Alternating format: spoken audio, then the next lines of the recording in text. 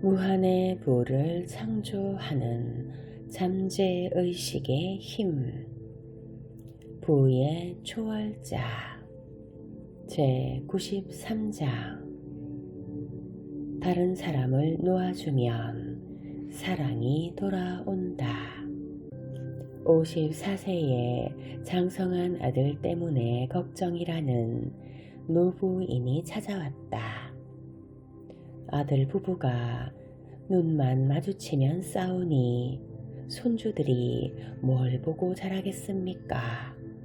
아들 내외가 아이들을 키우는 방식도 마음에 안 듭니다. 그래서 그런지 손주들도 아주 제멋대로입니다.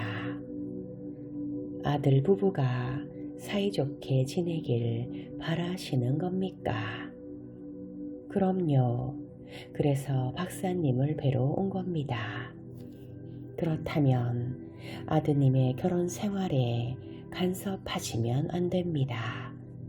아들과 며느리 안에 무한한 지성이 알아서 해결할 테니까요. 머나 씨가 생각한 대로 아들이 행동하고 생각하기를 바라는 것을 이젠 멈추셔야 합니다. 아드님을 자유롭게 놓아주고 마음의 안정과 평안을 얻으세요. 상담을 마치기 전 나는 머나에게 아들 부부와 손자에게 매인 자신을 자유롭게 하는 확언을 써주었다. 진심으로 확언한 지 몇 주가 흐른 뒤 머나는 지금까지 느껴본 적 없는 내면의 평화와 평안을 느꼈다. 타인을 자유롭게 놓아주면 모두가 자유로워진다는 단순한 진리를 깨달았기 때문이다. 사랑하는 사람과 친구들이 내면의 힘을 스스로 발견하도록 두어야 한다. 타인에게 내 의견과 믿음을 강요해서는 절대 안 된다. 만약 아끼는 사람이 실패를 겪는다고 해도 그 경험이 인생의 전환점이 될 수도 있다. 무한한 힘은 늘 잔잔한 미소를 띤 채 모든 사람의 내면에 자리 잡고 있다. 타인을 자유롭게 두고 믿으면 모두가 자유에서 오는 부를 누릴 것이다. 부모님의 마음을 되돌린 진정한 사랑. 데프니는 능력이 출중한 사람이었다. 20대 중반이라는 젊은 나이에 벌써 대형 제약회사 중견급 관리자로 승진했다. 그런 그녀가 어느 날 나를 찾아와 무척 속상한 일이 있다며 하소연을 했다.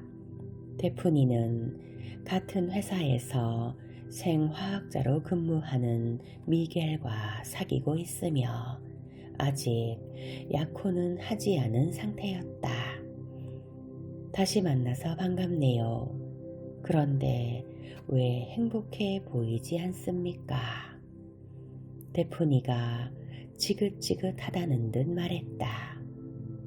제 어머니 때문입니다. 남자친구가 아르헨티나 출신의 유대인입니다. 저희 어머니는 좋게 표현하면 약간 보수적인 분이고요.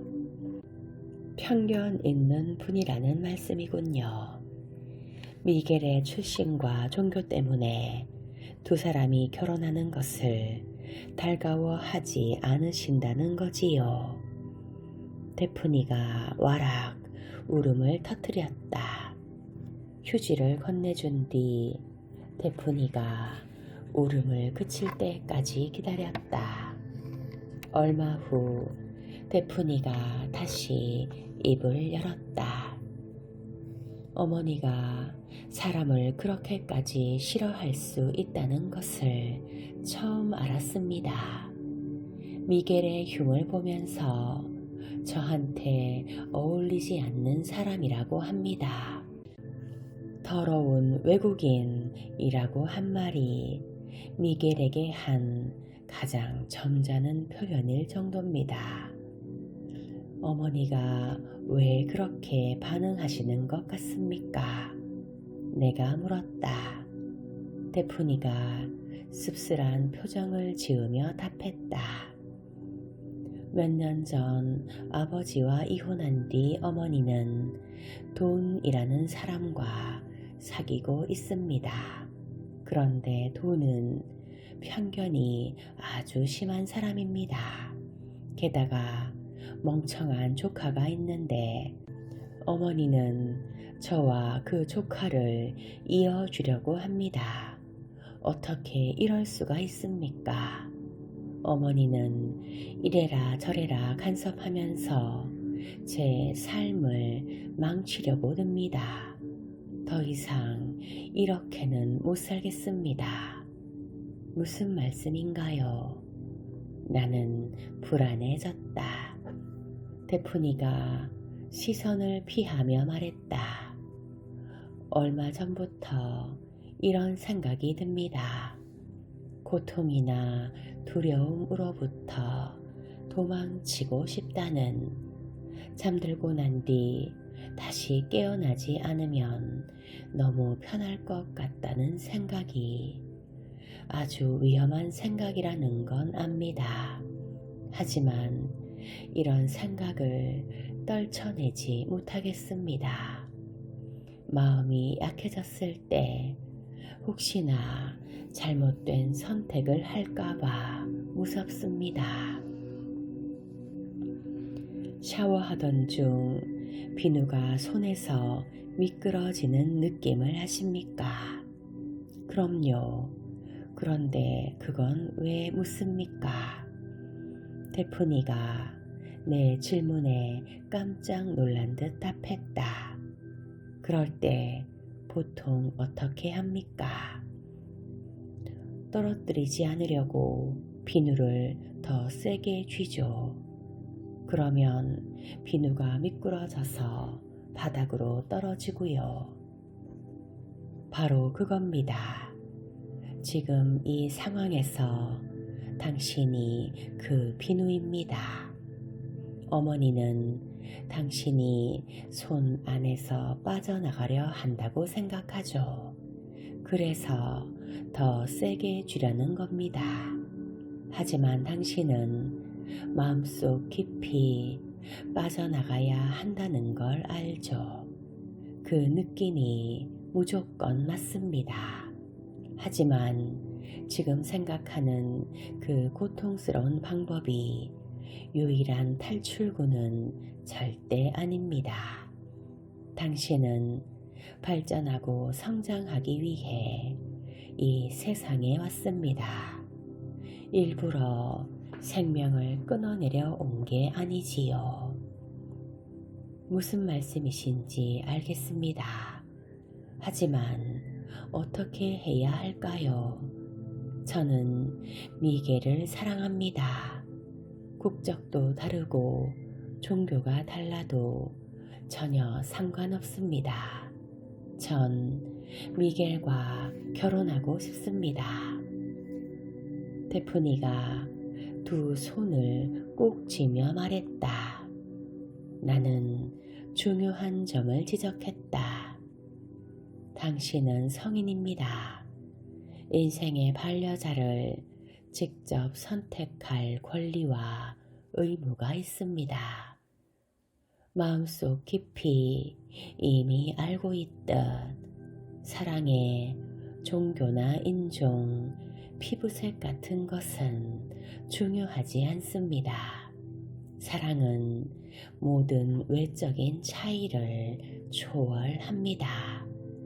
그와 결혼하겠다고 결정하는 순간부터 치유가 시작될 겁니다. 무서운 생각도 영원히 사라질 겁니다. 3주 뒤 나는 데프니와 미겔의 결혼식 주례를 섰다. 그러고 나서 데프니는 어머니에게 전화해 결혼식을 마쳤으며 남미로 신혼여행을 떠나는 길이라고 알렸다. 불같이 화를 내는 어머니에게 데프니는 이렇게 말했다. 어머니, 더 이상 제게 간섭하지 마세요. 이제는 제 소신대로 살겠습니다. 안녕히 계세요. 이후 데프니에게 편지를 받았다.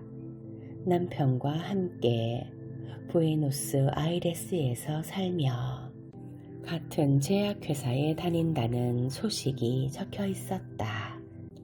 두 사람은 무척 행복한 결혼 생활을 하며 삶에서 풍요로움을 누리고 있다.